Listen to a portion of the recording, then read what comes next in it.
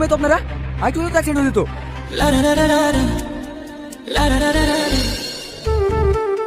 আসলে আমার এই বান্ধবীদের মাথায় একটু সমস্যা আছে তো, তাই বাড়ি থেকে পালিয়ে যাচ্ছিল। ওকে ধরার জন্য পিছু পিছু আসছিলাম। কিন্তু দেখে তো মনে হচ্ছে না এর মাথায় সমস্যা আছে। আরে ললিতা বাবু, তুমি কবে এসছো আমাদের বাড়ি? আমি তোমার গায়ে একটু কাউরে দেবো। কে তোমার ললিতা বাবু? কেন তুমি?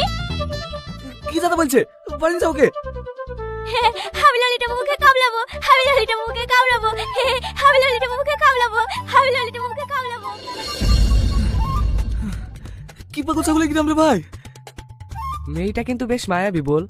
কোন মেয়ে? ছেলেটা দেখতে কেমন হবে? কেন তুই দেখিসনি নাকি? আমি দেখলে কি তোকে জিজ্ঞেস করতাম?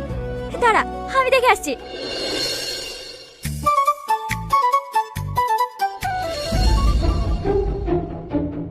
কি রে, কি হয়েছে? তুই যাদের সামনে পাগলের অভিনয় করলি নি, ওরাই তোকে দেখতে এসছে।